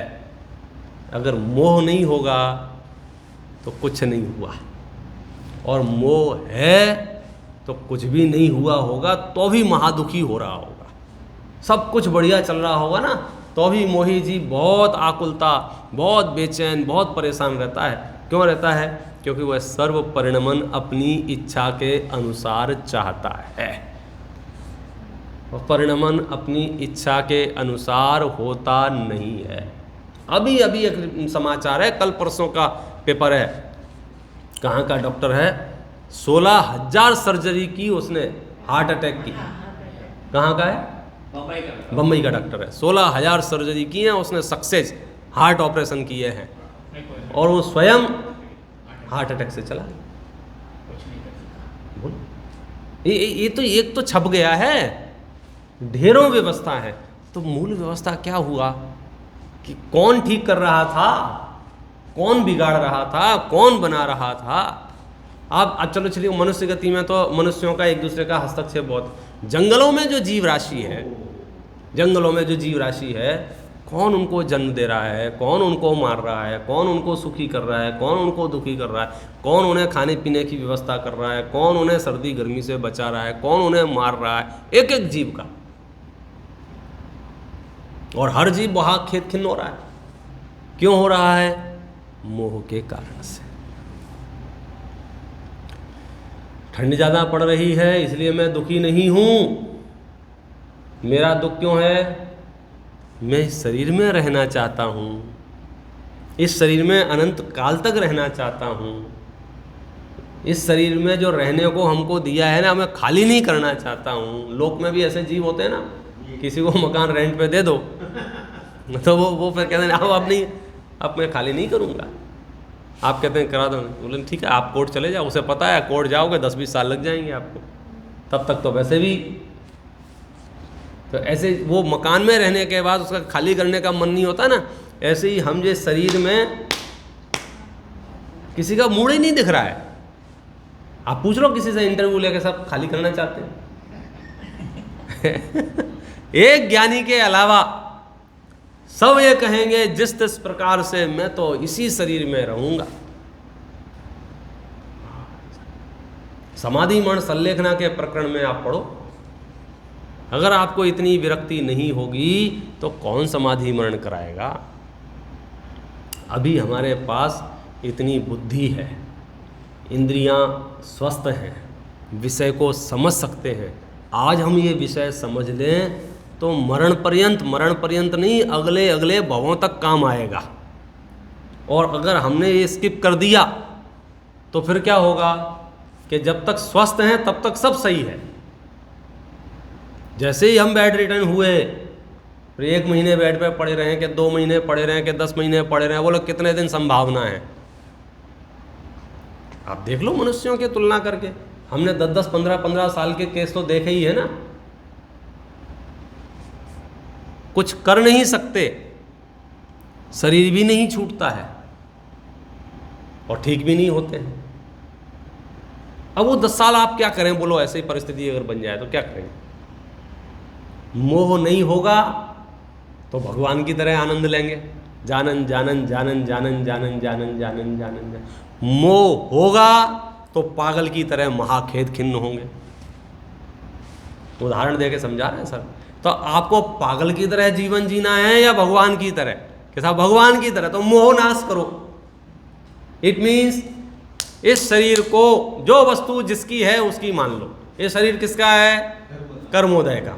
तो अब इस पर बपौती, इसकी मालिकियत, इसका मालिक कौन? कि कर्म का उदय। तो इसको खिलाना पिलाना सुलाना जगाना उठाना जो भी कार्यक्रम इस शरीर में हो रहा है, रंग रूप से लेकर आकार प्रकार से लेकर स्वस्थ अस्वस्थ से लेकर सारी चीजें वो किसके हिस्से की हैं? जो दिखाए सो करे। तो फिर आप कहोगे मैं क्या करूं? कि आप बताओ आप कौन हैं? भाई ये तो शरीर और कर्मों की बात होगी। आप कौन हैं? कि मैं जीव हूं। तो जीव क्या करेगा? जानेगा। जीव क्या करेगा? जानेगा। जानने में दुख नहीं है, दुख किसमें है? अपना मानने में, पर द्रव्य के हस्तक्षेप में। पर वस्तु मेरी है, यहां समस्या है। मैं देखो छोटा सा उदाहरण देके इस विषय को यहाँ पे समेटता हूँ, फिर अगली और चर्चा करेंगे। क्या हो क्या रहा है, जाने अनजाने हमको पता नहीं चलता है, हम किस तरह से अपने मोह भाव को विस्तार दे रहे हैं, पता ही नहीं चल रहा है। मेरी दुकान पे एक बार एक व्यक्ति थैला भूल गया, अपना सामान लेने आया, अपना सामान लिया और जल्दी में निकल गया, वो थैला छोड़ गया। उसके जाने के बाद देखा ये थैला किसका पड़ा हुआ है? बोले अपना तो किसी का नहीं है। बोले फिर याद आया वो ग्राहक आया था कोई, अच्छा ओपन खोल के देखा तो उसमें पैसे थे 10 लाख रुपया उसमें। तो हमको विकल्प आया कि बेचारा परेशान हो रहा होगा, छोड़ के चला गया है, गलती होगी, भूल गया होगा, तो उसको साइड में रख दिया कि जैसे ही इसको याद आएगा ये वापस लेने आएगा, क्योंकि अपने पास उसका नंबर तो कुछ है नहीं, संपर्क कहाँ करेंगे, तो हमने उठा के साइड में रख दिया कि जब वो आएगा तो उसको अपन वापस दे देंगे। बराबर है। शाम हो गई, वो वापस नहीं आया। अब ये क्या करना है? उस पैसे को दुकान बंद करने का समय आ गया। अभी क्या करें? अंदर रखें या रोड पर रख के जाएं? कॉमन सेंस क्या कहेगा? कुछ इमरजेंसी आ गई होगी, कुछ तकलीफ़ आ गई होगी, कुछ और परेशानी में होगा, आज नहीं आया है तो क्या हुआ, कल आएगा, परसों आएगा, क्योंकि बड़ा अमाउंट है, ऐसे तो नहीं छोड़ेगा कोई। तो हमने उठा के उसको साइड में रख दिया अपनी तिजोरी के कोने में कि रहने दो, जब आएगा लेके चला जाएगा। क्या संयोग वियोग हुए, क्या परिस्थितियां बनी, 1 महीने 2 महीने 3 महीने 4 महीने हुआ है। अब क्या हुआ, धीरे धीरे धीरे धीरे थोड़ा सा पैसा कम पड़ा, किसी को जरूरत थी 2 लाख देने की, तो याद आया यार ये वो बैग पड़ा हुआ है। नीयत खराब नहीं हुई है, सिर्फ इतना याद आया कि वो बैग रखा है, एक काम करते हैं अपन उसमें से निकाल लेते हैं, वापस रख देंगे, क्योंकि चित्त में है कि कभी भी आ सकता है, वो वस्तु अपनी नहीं है, कभी भी आ सकता है। तो हमने धीरे से उसमें से 2 लाख रुपए निकाल लिए, 1-2 दिन बाद फिर वापस डाल दिए। अब क्या हो गया, धीरे धीरे वो हमारे साइकिल में आ गया, वो जो है वो हमारे कैपिटल में शामिल हो गया। धीरे धीरे धीरे धीरे कभी भी जरूरत पड़ी उसमें से निकल जाते हैं, आ जाते हैं, चले जाते हैं, धीरे धीरे धीरे धीरे धीरे धीरे वो हमारे 2-3 साल 4 साल ऐसे अचानक से 10 लाख का नुकसान हो गया।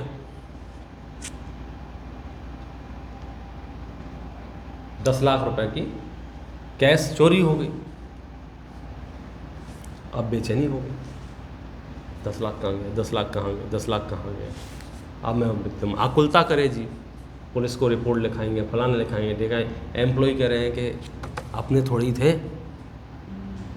अरे चुप रहो, कैसे अपने नहीं थे?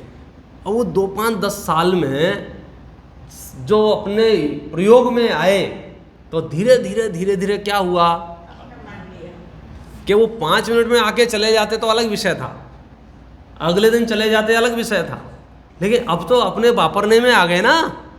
तो अब अगर वो कम हो गए हैं तो तीव्र आकुलता हो रही है, फिर नींद नहीं आ रही, फिर सोच रहे हैं किसी एम्प्लॉय ने तो गड़बड़ नहीं कर दी, कोई और तो नहीं ले गया, कैमरे चेक कर रहे हैं, क्या उस दिन का कैमरा भी बंद है, बोला सारे सही। अब बोलो क्या करें जी? तत्वज्ञान क्या कह रहा है? सच पूछो, सच पूछो। लौकिक न्याय से भी वो 10 लाख में से 54 तुम्हारी थी, हालांकि बाकी भी हमारा नहीं है, लेकिन बहुत स्थूल दृष्टांत से समझा जाए तो 10 लाख में से 1 नया पैसा मेरा था नहीं था। तो दुख किस बात का? ये मोह पीड़ित करता है मालिक, ये मोह पीड़ित करता है। हमको जो कष्ट पहुंचा रहा है, हमको जो तकलीफ हो रही है, हमको जो परेशानी हो रही है, ये किसी वस्तु के परिणमन की नहीं है। मेरे साथ क्या परिस्थितियां हैं, आपके साथ क्या परिस्थितियां हैं, मेरे क्या संयोग हैं, आपके क्या संयोग हैं, संयोगों से सुख दुख का संबंध नहीं है। सुख दुख का संबंध किससे है? मोह पीड़ा पहुंचाता है। तो हम तो मोह नाश का उपाय करें, इस मंगल भावना से अभी की बात देना।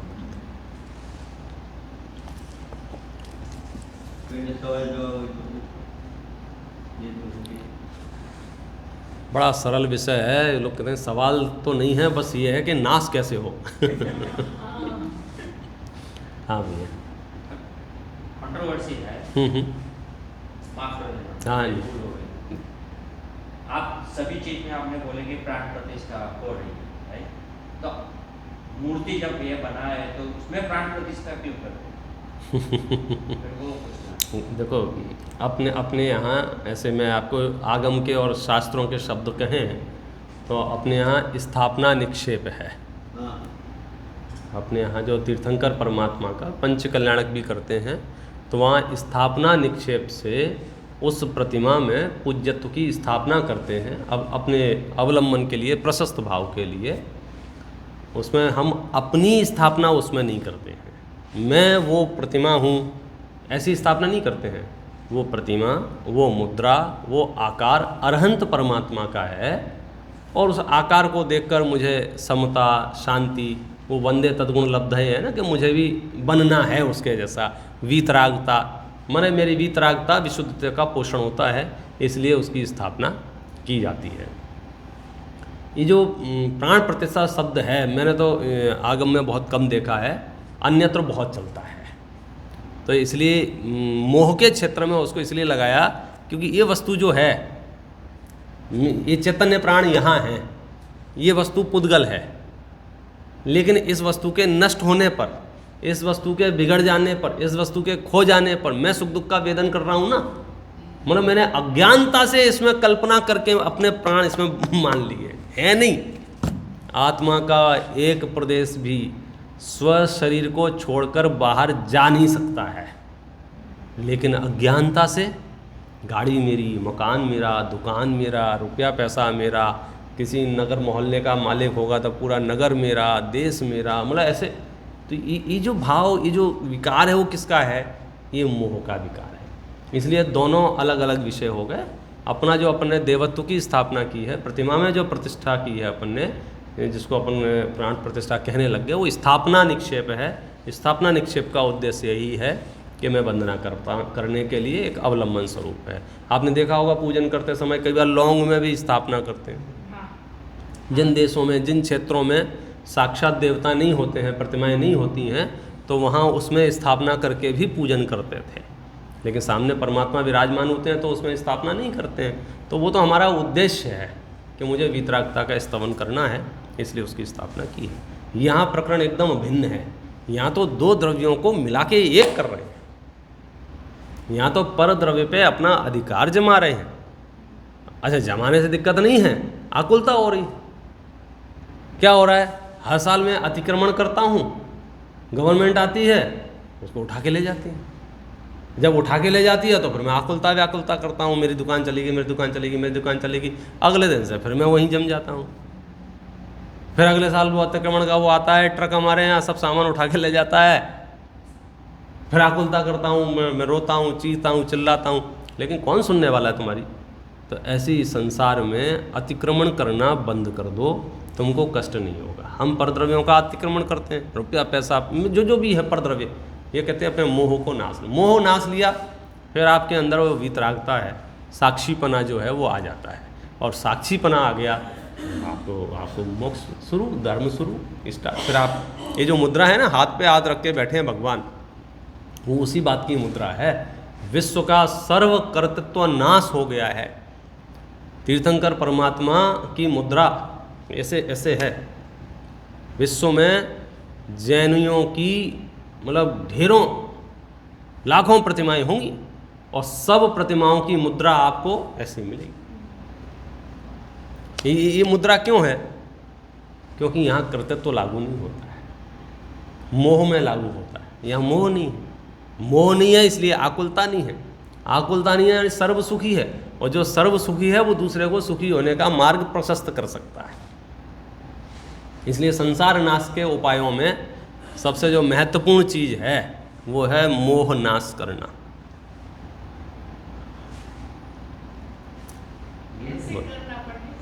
कैसे करना? ऐसे इतना सरल करके समझा ना, ज्ञानी जीवों की सत्संगति से, शास्त्रों के पठन श्रवण से अपना मोह देखो।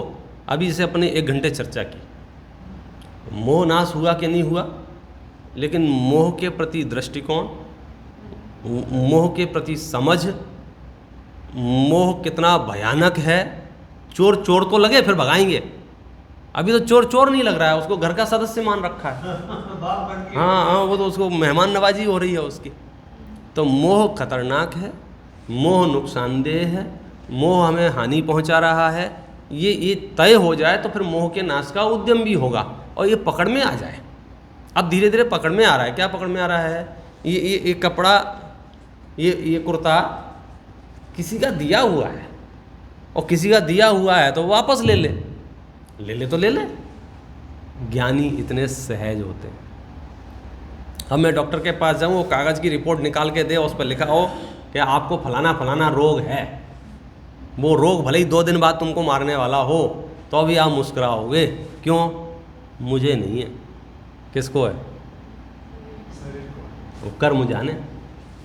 भाई जिसकी वस्तु है वो निपटे, हमें क्या करना है। 1 घंटे के लिए आपकी गाड़ी उतार लेके गया मैं, भाई साहब देना, और मैंने चलाई और बीच में गड़गड़ गड़गड़ कर रही थी, मैंने धीरे से जाके ले जाके रख दी, चाबी आपको पकड़ा दी, टेंशन खत्म। क्यों? वो हमारी समस्या नहीं है। तो ये शरीर जो है, रहे नहीं रहे, ठीक रहे बुरा रहे भला रहे, मैं तो अपने रत्नत्रय को संभाल के जीवन जीऊँ, तो जहाँ भी जाऊँगा वहाँ इस रत्नत्रय के साथ रहूँगा। शास्त्रों में तो ऐसे उदाहरण दिए हैं सल्लेखना के प्रकरणों में कि जैसे कोई परदेश पहले आते थे ना, बहुत कमाई करते थे, कमाई कर करके इकट्ठा करते थे, धन है रत्न है जो भी है, और अचानक से उसमें झोंपड़ी में आग लग जाए तो क्या करते हैं कि पहले तो बुझाने की कोशिश करते हैं, और जब ऐसा लगे कि अब नहीं बुझाई जा रही है तो उसमें से अपना धन रत्न संभाल के निकाल के वहाँ से बचना चाहते हैं। तो ऐसे ही शरीर में छोटे मोटे रोग होते हैं, हम उपचार करते हैं, ठीक हो जाता है, हम धर्म साधन करते रहते हैं। जब ये लगे कि नहीं अब अपने से कुछ होने जाने वाला नहीं है, तो ज्ञानी जीव क्या करते हैं कि रत्नत्रय को साथ लेके अगली गति में निकल लेते हैं। मतलब हमको जो पीड़ा है, हमको जो आकुलता है, बेचैनी है, नींद उड़ी हुई है, लोग आपको जितनी भी लौकिक समस्याएं भी दिख रही है ना, उसके पीछे मोह काम करता है। मतलब धर्म और मोक्ष मार्ग तो अद्भुत है ही, ये समझ में आ जाए तो आपका लौकिक जीवन भी बहुत उन्नत हो जाए। मेरे बेटे का क्या हो रहा होगा, मेरी माँ का क्या हो रहा होगा, बहन का क्या हो रहा होगा, भाई का क्या हो रहा होगा, इसका क्या हो रहा होगा, उसका क्या हो रहा होगा, सारा का सारा जो तकलीफ़ है वो किस बात की तकलीफ? मोह। तो आप कहोगे हम किसी का ध्यान ना रखें, जैनाचार्य कहते हैं कि तुम 4 गुना ध्यान रखो, मोह मत करो। वात्सल्य भावना है हमारे यहाँ, हम तो चींटी का भी ध्यान रखना चाहते हैं, भावना तो हमारी बहुत उत्कृष्ट है, ध्यान रखना अलग चीज़ है और मोह अलग चीज़ है। हम मोह का निश्चित करें। मेरी भावना में लिखा ना, प्रेम भाव हो नहीं फैले प्रेम परस्पर जग में, मोह दूर ही रहा कर। मोह को एंट्री मत दो, मोह को एंट्री दोगे तो वो आसक्ति बढ़ जाती है, पद की, प्रतिष्ठा की, मान कषाय की, लोभ की, पैसे की, मकान की, गाड़ी, कहीं भी मोह है वो पीड़ित करेगा। 2 साल तक हम किसी पद पे रहे, 2 साल बाद कोई दूसरा रहेगा। अब जैसे कोई दूसरा रहेगा तो फिर अंदर से आत्मा, फिर मन मैं ही बनूं, मैं ही। अब वो कोई प्राइम जिंदगी हमेशा पर अनंत काल तक एक ही प्राइम मिनिस्टर बना रहे, ऐसा संभव है? तो मोह नहीं होगा तो सेटिस्फाई, ठीक है। सबके नंबर आते हैं, 2 साल सेंटर हमने चला लिया, वो ट्राई करेंगे, अच्छा चलेगा तो ठीक है, खराब चलेगा तो ठीक है, अगली साल फिर देखेंगे। अनासक्त भाव में आ जाता है, और अज्ञानी आसक्त भाव में रहता है, उसे भरोसा ही नहीं है दुनिया की किसी पे, उसे लगता है बस मैं ही करता धरता ब्रह्मा विष्णु मैं ही हूँ, मैं जो करूँगा वो सही करूँगा और बाकी सब गड़बड़ कर देंगे। और ज्ञानी बड़ी सहजता में आ जाते हैं, जब जहाँ जैसा जो होगा स्वीकार है। मतलब सहज होना सबसे कठिन हो गया है, जबकि सहज होना पानी जैसा सरल काम है, क्योंकि उसमें कुछ करना नहीं है। पानी को ठंडा रखने के लिए बैठ के हवा नहीं करनी है, देखना तो पड़ेगा ना पानी को बार बार, ठंडा हुआ क्या नहीं हुआ, कुछ नहीं करना पड़ेगा। और ये कुछ नहीं करना कितना बड़ा पुरुषार्थ है, ये सामान्य जीवों को समझ में इसलिए नहीं आता है क्योंकि अनंत काल से कर्तृत्व भाव इतना सर पे सवार है कि उसको लग रहा है कि सब मैंने किया है, घर मैंने बनाया, मकान मैंने बनाया, बाल बच्चे मैंने पैदा किए, व्यापार मैंने किए, सब ये पूरा। यहाँ कह रहे हैं एक परमाणु का परिणमन भी ये जीव कर सके, ऐसी जीव में सामर्थ्य नहीं है। ये मैंने हाथ हिलाया, ये वाक्य मिथ्या है। मैं किसी को मार डालूंगा, मैं किसी को बचा लूंगा, मैं किसी को सुखी कर दूंगा, मैं किसी को दुखी कर दूंगा, ये जो कृतित्व भाव है ये बोले मोह के नशे से है और कुछ नहीं है। कौन किसको सुखी करे, कौन किसको दुखी करे, कौन किसको हानि पहुंचाए, कौन किसको लाभ पहुंचाए, कौन किसकी प्रशंसा करे, कौन किसकी निंदा करे, कर्मों का पिटारा है। मैंने जो बांध रखे हैं मेरे उदय में, रामचंद्र जी ने जो बांध रखे हैं रामचंद्र जी के उदय में। अब आप सोचो, रामचंद्र जी उसी भाव से मोक्ष जाने वाले हैं, उसी भाव से, लेकिन अपने घर वालों को नहीं समझा पाए। हाँ, यहीं एक कमरा दे दो शांति से, मैं अपना स्वाध्याय करता रहूँगा। नहीं नहीं, आप निकलो यहाँ से। कर्मों को काटने की सामर्थ्य थी और काटे, परिस्थितियां बदलने की सामर्थ्य नहीं थी। ज्ञानी परिस्थितियों में हस्तक्षेप नहीं करते हैं। 6 खंड का उदय है चक्रवर्ती के है, और फिर रोग का उदय है, कोढ़ हो गया 700 वर्ष तक, ठीक है रहने दो। चक्रवर्ती पने में आनंद नहीं आ रहा है और रोग में दुख नहीं हो रहा है। ये समता भाव, ये सहजता, ये हमारे अंदर होना चाहिए। कल तक लोग हमारी वाह वाह कर रहे थे, पूछ परख कर रहे थे, जी हजूरी कर रहे थे, अच्छा लग रहा था। अब हमको कोई पूछता नहीं है, अब हमको कोई बुलाता नहीं है, अब हमको कोई भाव नहीं देता है। ज्ञानी को कोई फर्क नहीं पड़ता इससे, क्योंकि वो उदयजन्य व्यवस्था थी, उसमें मेरा क्या है। अनेक अनेक जीवों का उदय काम करता है एक एक परिणमन में। मुझे लगता है कि मेरे अंदर कुछ विशेषता है, कोई मेरे अंदर विशेषता नहीं, ये कर्मों की विशेषता है। आप विपरीत से विपरीत कार्य करें, उल्टा चलें, हिंसा करें, झूठ बोलें, चोरी करें, पूर्व में यदि यश प्रकृति का बंद कर रखा गया तो बहुत यश होगा। और आप सज्जन हो, धर्मात्मा हो, मोक्ष मार्ग पे चल रहे हो, अपयश प्रकृति का उदय होगा तो बदनामी होगी। तो बोलो व्यवस्था तो कर्म कर रहे थे, हमारे अच्छे काम बुरे काम से इसका कोई लेना देना नहीं है। सेल्फ सेटिस्फैक्शन है मोक्ष मार्ग में। मैं यदि सही हूँ तो मुझे किसी की परवाह नहीं, और मैं यदि गलत हूँ तो पूरी दुनिया मुझे समझे तो भी मेरे लिए नरक तैयार है। जगत में वाहवाही होने से कुछ नहीं होता। हम नहीं देखते जिनके करोड़ों फॉलोअर हैं, वो लोग, उन्हें भी जेल में रहना पड़ सकता है कि नहीं पड़ सकता है? अब सब करोड़ों फॉलोअर हैं, कुछ नहीं कर सकते। हमारी पहुंच तो प्रधानमंत्री से है, मंत्री से है, संतरी से है। अब वो लोग क्या पहुंच काम आ रही है? नहीं आ रही। इट मीन्स बिल्कुल चक्कर में नहीं पड़ता है ज्ञानी, किसी के पहुंच में, किसी की जी हजूरी में, किसी के सच झूठ में। 100% अपना जीवन जीते हैं। मोह के नाश का उद्यम करना ही एकमेव उपाय है, बाकी तो फिर अपना कार्यक्रम होने ही वाला है। मतलब सरल है, उतना कठिन नहीं है, समझ में आ जाए। कोई कार्य कठिन नहीं। हवाई जहाज चलाना कठिन है क्या? चला ही रहे ना। कौन चला रहा है? मनुष्य ही चला रहे हैं ना। इट मीन्स बस उसको समझ लिया उसने, ये बटन दबाना। हमें कठिन लग सकता है क्योंकि हमने कभी वो व्यवस्था, वो दृश्य नहीं देखा। तो कठिन है नहीं, कोई काम कठिन नहीं है दुनिया का।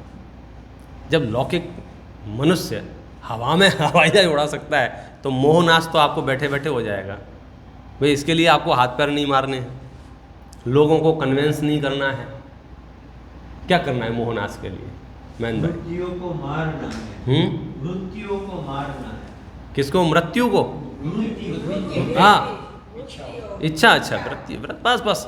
अरे मतलब मैं तो कह रहा हूँ मोहनाश हो जाए तो ये पैदा ही नहीं होती हैं। क्या मारना है? आप समझे? 2 कदम आगे की चीज। अगर मेरे मोह नहीं है तो विपरीत इच्छाएं उत्पन्न ही नहीं होती हैं। ज्ञानियों को ऐसा नहीं है कि इच्छा तो उत्पन्न होती है, वो कंट्रोल करते हैं।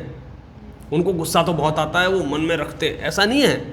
उनको गुस्सा आता ही नहीं है। गुस्सा क्यों नहीं आता है? क्योंकि एक तो मोहनाश हो गया है, वो अपना लॉस ही मान के नहीं चल रहे हैं। अपमान हो गया, अब संसारी जीव को तो बोलो तुम्हारा अपमान हो गया, तुम्हारा अपमान हो गया, तो अपने को ऐसा लगता है मेरी इंसल्ट हो गई, और इतनी बड़ी सभा में मेरी इंसल्ट कर दी, मेरा अपमान हो गया। ज्ञानी जीव उसे अपना लॉस ही नहीं मानते। वो तो पूछते हैं किसका अपमान? बोले विपिन जैन। कौन विपिन जैन? ज्ञानी जीवों का दृष्टिकोण, मैन भाई, वो स्वीकार नहीं करते हैं कि मेरा अपमान हुआ है।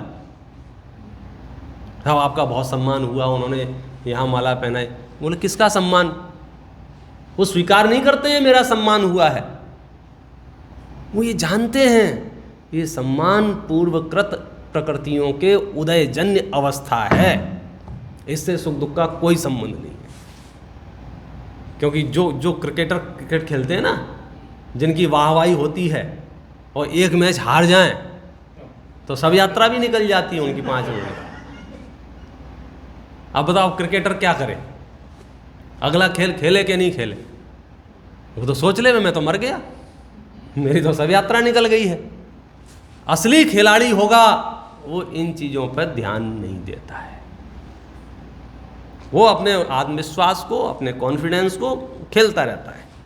उसे पता है कि आज ये बल्ला ठीक चल गया है तो लोग ये पब्लिक वाह वाह कर रही है, और नहीं चलेगा तो यही पब्लिक अपने को, तो इसलिए जगत प्रशंसा कर रहा है, जगत निंदा कर रहा है। ये ज्ञानियों के दृष्टिकोण का विषय ही नहीं है। वो जगत को जगत के हवाले सौंप देते हैं, थोड़ा बहुत जो बचता है उसको कर्म सिद्धांत पे डाल देते हैं। मेरा जैसा उदय होगा, यश का उदय होगा यश होगा, अपयश का उदय होगा अपयश होगा। मैं दोनों में मोक्ष मार्ग की यात्रा चालू रखूंगा। आप सब मिलके मेरी बदनामी तो कर सकते हो, लेकिन मेरा मोक्ष मार्ग नहीं रोक सकते हो। ये जो चाहिए ना, मेरा कर्म का उदय ऐसा आ सकता है कि मेरा धन नाश हो जाए, मेरे कर्म का उदय ऐसा आ सकता है कि मेरे पास एक भी पद ना रहे, मेरे कर्म का उदय ऐसा आ सकता है कि लोग मुझे खाना ना देवें, लेकिन मेरा मोक्ष मार्ग नहीं रुक सकता है, क्योंकि वो मेरे अधीन है। उसमें किसी की चलने वाली नहीं है, उसमें कोई षड्यंत्र नहीं रच सकता है, उसमें कोई प्लानिंग नहीं कर सकता है कि चलो अपन इनको मोक्ष में जाने से रोक लेते हैं। एक बार अगर मैंने ठान लिया तो आप सर पे सिगड़ी भी रख दोगे तो भी मैं मोक्ष में जाके मानूंगा। फिर आप लोहे के आभूषण भी पहनाओगे तो भी गाड़ी मोक्ष में ही रोकेगी। फिर ये पॉइंट समझने जैसे। हम घबरा जाते हैं, ये नहीं, ये मेरे बारे में ऐसा सोच रहे हैं, ये ऐसा सोच रहे हैं, उन्होंने ये कह दिया, उन्होंने ये कह दिया, कल मुझे माइक पे बोलने नहीं दिया, कल ज़्यादा बोलने दिया, यहाँ बिठाया वहाँ नहीं बिठाया। मैंने 100 तरह की बीमारी लिए घूम रहा है जी। और यहाँ कह रहे हैं कि पूरा विश्व मिलके भी षड्यंत्र करेगा तो भी तेरा मोक्ष मार्ग रुकने वाला नहीं है। अरे साहब, तो पहले तो बहुत पूछते थे लोग मेरे, बहुत, अब तो कोई, तू बिल्कुल चिंता छोड़ दे, बिल्कुल चिंता छोड़ दे, ये गुफा में घुस जा और सीधा सीधा सिद्ध सलाह में बैठ। अनंत तीर्थ, अनंत अनंत भगवान है, अनंत भगवान जिनके नाम नहीं पता है, जिनके ग्रामीण गांव के नाम नहीं पता, जिनके माता पिता के नाम नहीं पता, वे भी आज सिद्ध सलाह में अनंत सुख का भोग कर रहे हैं। जरूरी थोड़ी है हर भगवान बनने वाला फेमस होगा, प्रसिद्ध होगा और अखबारों में फोटो छपेगा। ऐसे भी सिद्ध हैं क्या नहीं हैं जिन्हें कोई जानता ही नहीं है। तो अगर कोई मुझे नहीं भी जानेगा तो क्या फर्क पड़ जाएगा, लेकिन वो देखा देखी भूत घुस गया है तो वो भूत कैसे निकलेगा? मोह नाश होने पर ये भूत खुद सब भाग जाएंगे। तो मेरा कार्यक्रम एक सम्यक दर्शन मेरा कार्यक्रम सम्यक दर्शन, वो अगर हाथ में है तो फिर तो आप दुनिया के किसी कोने में रहें, अनंत सुख का भोग करेंगे। और वह नहीं है तो पुण्य का उदय कितने दिन तक, कितने दिन तक? ये स्वरूप समझा बिना आम्यो दुःख अनंत समझाव्युते पद नमो श्री सद्गुरु भगवान परम पुरुष प्रभु सद्गुरु परम ज्ञान सुख नाम ये मेरा के सदा प्रणाम। दशा वर्ते देहाती ज्ञानी न चरणमा वंदन अग्नि।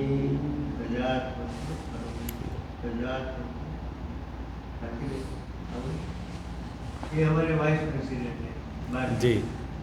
जय। Thank you for coming and it is a nice pravachan.